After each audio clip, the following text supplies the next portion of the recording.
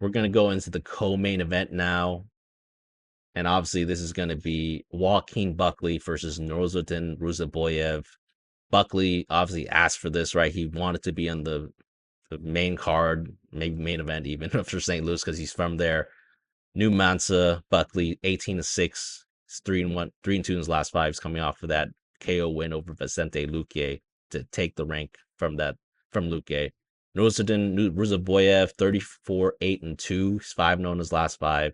He's dropping down to 170 for this matchup. Let's look at the odds for this fight right now.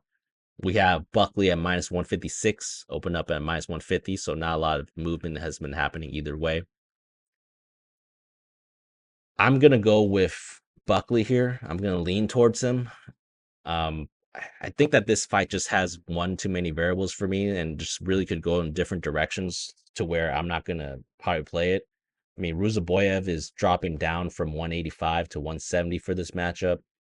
We have limited data on how he will perform at 170 in the UFC, but I feel like I've seen somewhere on social media where he was like all 8 of his losses were from the 170-pound division. So I need to confirm that, but that's not a good sign. I think, Buckley, he's looked fantastic at 170 since dropping down from 185, and he's proven that he is a top 10 level fighter in that division. I'm just going to pass on this just because Buckley's, loss against Nasruddin Imavov is something that's staying in my mind in this matchup. I mean, it showed me how much he can struggle against a fighter that is taller than him and has a potential grappling advantage over him.